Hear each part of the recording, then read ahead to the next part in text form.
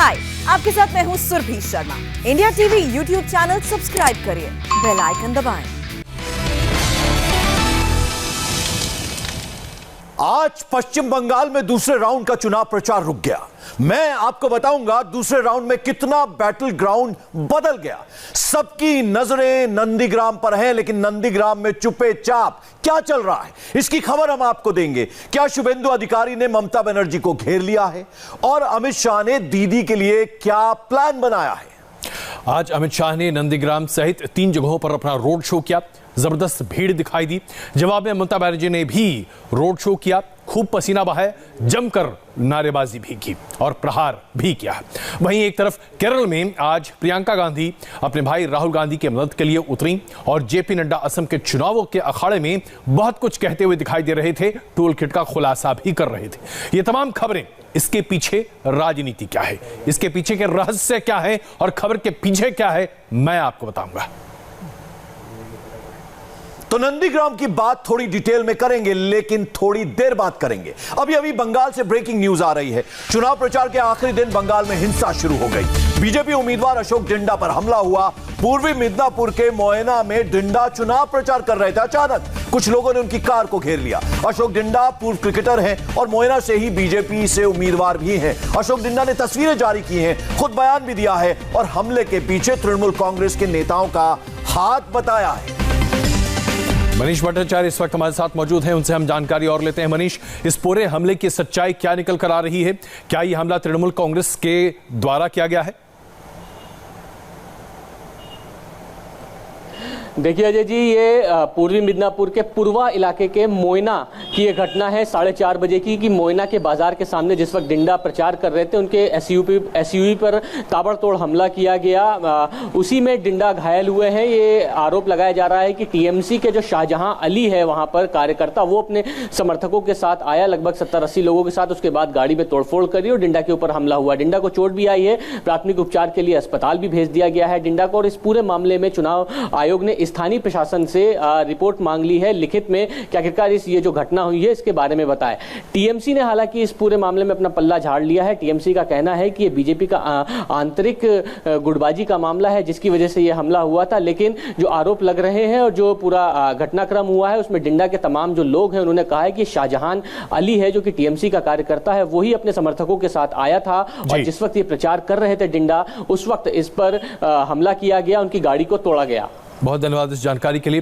लेकिन सबसे बड़ी बात यह है कि अगर आप पहले दौर के मतदान को देखें, अब जब हम दूसरे दौर के मतदान की तरफ बढ़ रहे हैं, तो चुनावी हिंसा में कमी होती दिखाई नहीं दे रही। और वो तब जबकि राज्य में सेंट्रल फोर्सेस बड़े पैमाने पर हैं और चुनाव आयोग के मातहत राज्य का प्रशासन चल रहा है। चुनाव आयोग को इस पर भी स्पष्टीकरण देना चाहिए कि हिंसा पर क्यों नहीं लगाम लग पा रही है। और नंदीग्राम में चुनाव प्रचार खत्म होते ही ममता बनर्जी एक बार फिर से आग बबूला हो गई। बस थोड़ी ही देर पहले ममता इस अंदाज में नजर आई। नंदीग्राम में चुनाव प्रचार के लास्ट ओवर में ममता ने 2 बड़ी बातें भी कही।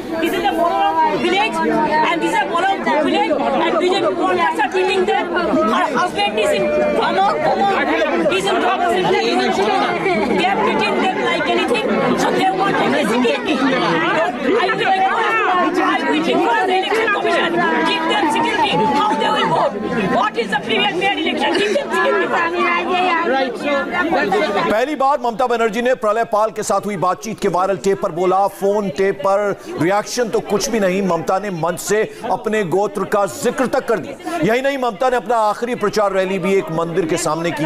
ममता ने कहा, मैं त्रिपुरा के त्रिपुरेश्वरी मंदिर गई थी, वहां पुरोहित ने पूछा, मां तुम्हारा गोत्र क्या है? मैंने कहा, मां माटी मानुष ही मेरा गोत्र है। लेकिन पुजारी ने कहा, अपना निजी गोत्र बताइए। तो ममता ने कहा, मेरा पर्सनल गोत्र शांडिल्य है। আমি ত্রিপুরায় ত্রিপুরেশ্বরী মন্দিরে পুজো দিতে গিয়েছিলাম। সেদিন আমার সাথে যারা ছিলেন তারা জানেন, আমাকে জিজ্ঞেস করেছিলেন পুরোহিত মহাশয়, মা তোমার গোত্রটা কি? আমি বলে ফেলেছিলাম মা মাটি মানুষ গোত্র। আজকেও তিনি যখন আমায় জিজ্ঞেস করলেন, আমি বললাম দেখুন আমার তো একটা পার্সোনাল গোত্র আছে, সেটা সান্ডিল্য, কিন্তু আমি মনে করি আমার গোত্র মা মাটি মানুষ গোত্র। আমার পুজোয় যদি মানুষের ভালো হয় সেই পুজোটাই আমি দিই। আমি মা মাটি মানুষের পুজো করি। আমার ঠাকুরের জায়গায় একটা মা মাটি মানুষ কুলোর মধ্যে লেখা ঝোলে। কেন জানেন তো? আমি রোজ প্রার্থনা করি। ममता बनर्जी ने आज अपना गोत्र क्यों बताया, आप इस बात को लेकर बड़े हैरान होंगे, लेकिन इस बात पर शायद जानकारी बहुत नहीं होगी कि बंगाल में अभी एक नया नारा बहुत जोर पकड़ रहा है, बेगम शकीना। ममता बनर्जी को बहुत ऐसे लोग हैं जो लगातार बेगम शकीना के नाम से एड्रेस करने लगे हैं, और वो इसलिए क्योंकि उनकी तथाकथित तौर पर तुष्टिकरण की राजनीति पर एक नया आयाम जोड़ा जा रहा है। उनके व्यक्तिगत जीवन पर ये आक्षेप भी डालने की कोशिश की जा रही है, और यही वजह है कि आज ममता बनर्जी ने सार्वजनिक मंच से अपने गोत्र की घोषणा की है। यह बात अलग है कि कुछ यही काम राहुल गांधी ने पहले किया था, लेकिन कुछ खास फायदा कांग्रेस पार्टी को उसका नहीं हुआ था। यहां आपको याद दिला दें, वैसे आपको याद भी होगा, ममता बनर्जी का एक टेप बीजेपी ने कुछ ही दिन पहले रिलीज किया था। इस टेप में ममता बनर्जी की नंदीग्राम के जिला बीजेपी उपाध्यक्ष प्रलय पाल से फोन पर बात आप सुन चुके हैं। आज पहली बार ममता ने इस पर रिएक्ट किया। ममता बोली, हां कैंडिडेट हूं, मैं किसी से भी मदद मांग सकती हूं। ममता का अंदाज देखिए, बाकी बात आप समझ जाएं। As a candidate I can appeal anybody যে আপনার ভোটটা আমায় দয়া করে দেবেন। যখন ফোনে ফোনে বলে নরেন্দ্র মোদী, দোষ হয় না তৃণমূলের লোকেদের? দোষ হয় না? 50টা করে ফোন করে। আমি যদি নন্দীগ্রামের একজন ভোটার তার রিকোয়েস্টে তাকে ফোন করে থাকে, অন্যায়টা কোথায়? এরকম ফোন আমি অনেক করব। আমার কাছে কেউ যদি কোনো ইনফরমেশন চায়, আমি মনে করি আমি জনগণের কাজ করি, জনগণের সেবা করি, তাকে ইনফরমেশনটা দেওয়া আমার দায়িত্ব। কিন্তু সে যদি এটাকে নিয়ে ভাইরাল করে আর যদি রেকর্ডিং করে, তার পানিশমেন্ট হওয়া উচিত, আমার নয়। Because they are cheating, it's a criminal offence. Mamata Banerjee ने हालांकि जो बात कही वो टेलीग्राफ एक्ट के तहत बिल्कुल सही है। बिना पहले की जानकारी के अगर आप किसी की बातचीत को रिकॉर्ड करते हैं तो इस पर भी मामला बन सकता है, लेकिन ये राजनीति है साहब। इसमें एक बात हालांकि ममता बनर्जी ने स्पष्ट कही कि अगर वो तृणमूल कांग्रेस में कार्यरत पहले किसी व्यक्ति को फोन करके वोट मांगने की अपील करते हैं या अपने साथ वापस लाने की कोशिश करते हैं, तो इसमें गलत क्या है?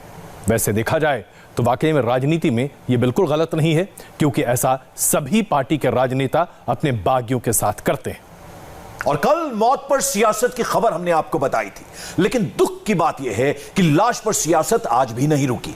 नंदीग्राम में मंच से ममता ने बीजेपी पर आरोप लगाया कि बीजेपी एक और महिला को मारने का प्लान बना रही है। আর একটা প্ল্যান আছে ওদের, কোন একটা মেয়েকে, নিজেদের দলের মেয়েকে মারবে। ওই বিহার বা উত্তরপ্রদেশের গুন্ডাদের নিয়ে এসছে তো এখানে, ওদের দিয়ে অত্যাচার করবে, করে মারবে, মেরে বাংলার নামে দোষ দিয়ে হিন্দু মুসলমান করে ফেলবে। এগুলো মনে রাখবেন, এগুলো ওদের প্ল্যান। ওই বিদেশ থেকে যেগুলো এসছে, বিদেশ মানে বিহারের গুন্ডাগুলো, রাজস্থানের গুন্ডাগুলো। আমি বিহারি উত্তরপ্রদেশ যারা এখানে থাকে বাংলার মানুষ, তাদের আমি গুন্ডা বলি না। যারা গুন্ডামি করতে এখানে এসছে, বিজেপির হয়ে মেয়েদের উপর অত্যাচার করতে এসছে, তাদের বিরুদ্ধে বলছি নজর রাখুন, সতর্ক থাকুন। বিজেপির এই নোংরা খেলা খেলতে দেবেন না। चुनाव की शुरुआत से पहले ही ममता बनर्जी इस आशय को लगातार सामने रखती आ रही हैं। उन्होंने आशंका हमेशा जताई है कि बंगाल में दंगे हो सकते हैं, और यही वजह है कि भारतीय जनता पार्टी के वरिष्ठ नेताओं पर दंगाइयों का आरोप लगाकर या उन्हें दंगाई कहकर मंच से उन्होंने कई मौकों पर संबोधित किया। उन्होंने प्रधानमंत्री नरेंद्र मोदी तक को नहीं बख्शा। यह बात अलग है कि अपनी बात को साबित करने के लिए उनके पास आज तक कोई साक्ष्य नहीं है। आपके दिमाग में अगर यह सवाल आ रहा है कि ममता का बीपी आज क्यों बढ़ा, तो इसका जवाब है आज की ये तस्वीरें। आज अमित शाह जब नंदीग्राम में रोड शो के लिए पहुंचे तो शुभेंदु अधिकारी ने उनका भव्य स्वागत किया। इस दौरान अमित शाह ने शुभेंदु को गले लगा लिया। आज की ये तस्वीर बंगाल के चुनाव में काफी मायने रखती है। जिस वक्त अमित शाह नंदीग्राम पहुंचे उस वक्त ममता रोड शो कर रही थी। जाहिर है ममता ने यह तस्वीर अपने मोबाइल पर जरूर देखी होगी और उनका गुस्सा 7वें आसमान पर पहुंच गया। तमतमाई दीदी को भी सुनवाएंगे, लेकिन उससे पहले अमित शाह को जरा सुन लीजिए। रोड शो के दौरान मनीष भट्टाचार्य हमारे सहयोगी ने अमित शाह से एक्सक्लूसिव बातचीत भी की।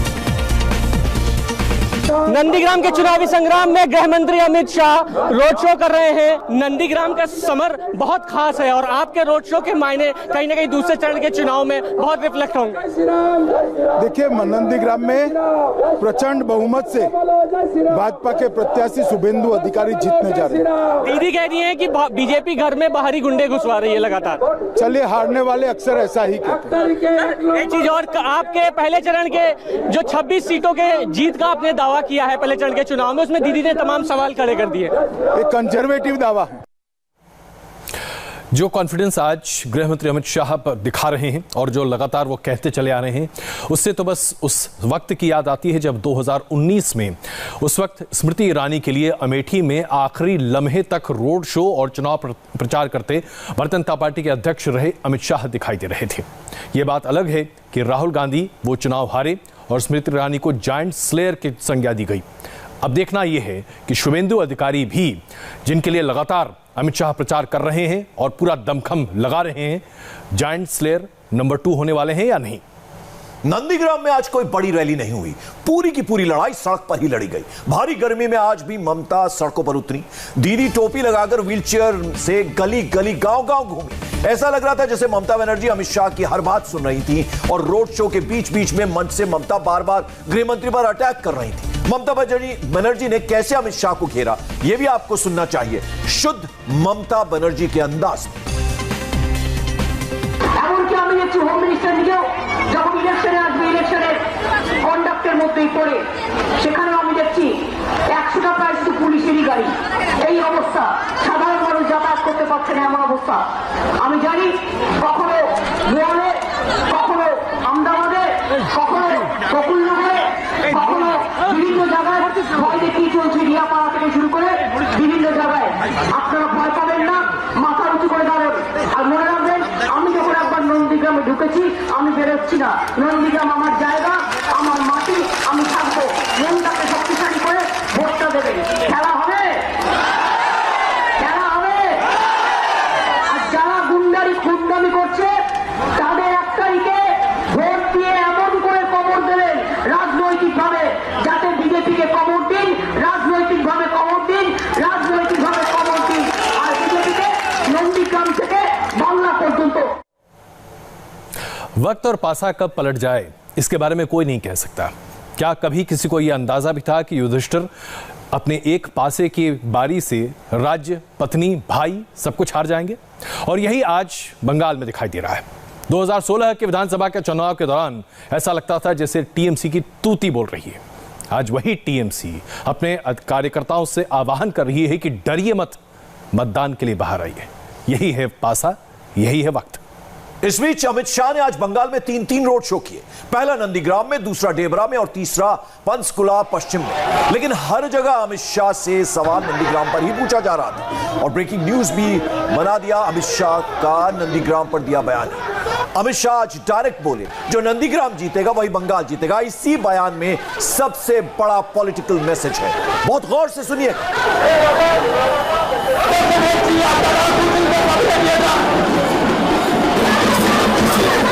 सबका एक मूड है कि परिवर्तन तो पूरे बंगाल में करना है, मगर पूरे बंगाल में परिवर्तन करने का एक सरल रास्ता है, नंदीग्राम में ममता दीदी को हरा दो।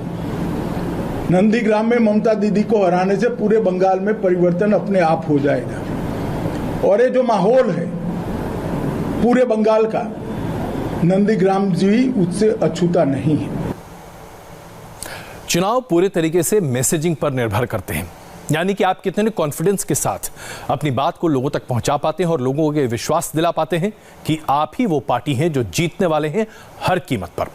नंदीग्राम में अगर ममता बनर्जी के पक्ष में बहुत ज्यादा वोट पड़ते न दिखाई दिए और लोगों ने अपना मताधिकार शुभेंदु अधिकारी के पक्ष में किया, तो समझ लीजिए कि भारतीय जनता पार्टी 100% अपनी लड़ाई पश्चिम बंगाल की जीत जाएगी, क्योंकि पश्चिम बंगाल एक तरह से साइकोलॉजिकल वॉरफेयर है जिसमें दोनों पक्ष एक पर नहले या तहले से कम नहीं। बंगाल के चुनाव में पाकिस्तान की एंट्री सबसे पहले तृणमूल कांग्रेस के कार्यकर्ता के द्वारा हुई थी, लेकिन अब जिस तरह से भारतीय जनता पार्टी के वरिष्ठ नेता भी पाकिस्तान की एंट्री और उसके नाम के साथ चुनाव में अब कूद पड़े हैं, स्पष्ट है कि इस बार फिर पाकिस्तान की तूती बोलेगी बंगाल में। और आज नंदीग्राम में एकदम खालिस ममता बनर्जी का अंदाज एक बार नहीं 20 बार दिखा। एक बार तो ऐसा मौका भी आया जब ममता खुद ही खूब नारे लगवाने लगी। 45 सेकंड में ममता ने कैसा खेला करने और माहौल क्रिएट करने की कोशिश की, यह समझने के लिए कुछ तस्वीरें आपको जरूर देखनी चाहिए।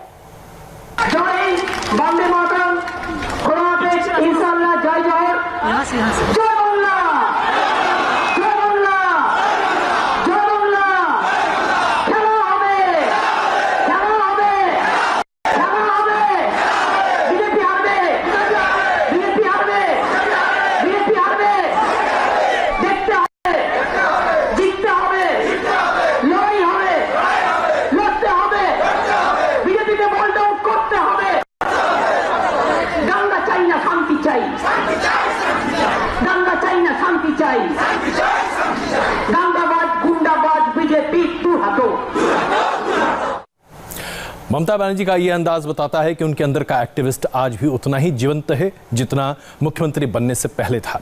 चाहे आप सिंगूर और नंदीग्राम के लड़ाई के उस पूरे अभियान या आंदोलन की बात करें, ममता बनर्जी इसी अंदाज में नजर आती थी। आज उन्हें पता है उनके अस्तित्व की लड़ाई है नंदीग्राम पार तो शायद बंगाल पार। और नंदीग्राम में लड़ाई कैसी है, इसे समझने के लिए आपको एक तस्वीर और दिखाते हैं। अमित शाह का रोड शो एक इलाके में खत्म हुआ तो मिथुन चक्रवर्ती का रोड शो दूसरे इलाके में शुरू हो गया। खड़गपुर तारकेश्वर में रोड शो के बाद मिथुन नंदीग्राम पहुंचे। खड़गपुर में रोड शो में मिथुन चक्रवर्ती की फिल्म डिस्को डांसर का सुपर हिट गाना भी बजा और मिथुन अपने एवरग्रीन स्टेप्स पर झूमते नजर आए। लेकिन नंदीग्राम पहुंचने के बाद मिथुन फुल अटैकिंग मूड में आ गए। नंदीग्राम में इंडिया टीवी संवाददाता अमित पालित ने मिथुन से बात की।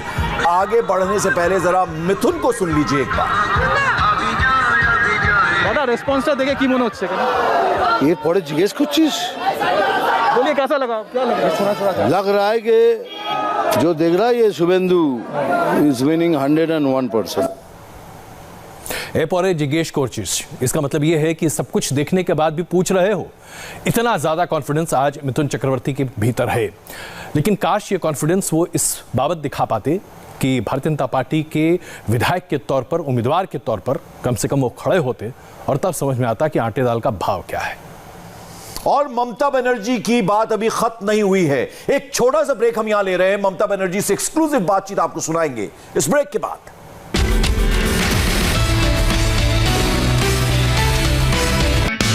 हाय, आई एम सुरभि शर्मा। खबरों से अपडेट रहने के लिए India TV YouTube channel subscribe करिए, साथ में बेल आइकन जरूर दबाएं। जुड़े रहें इंडिया टीवी के साथ।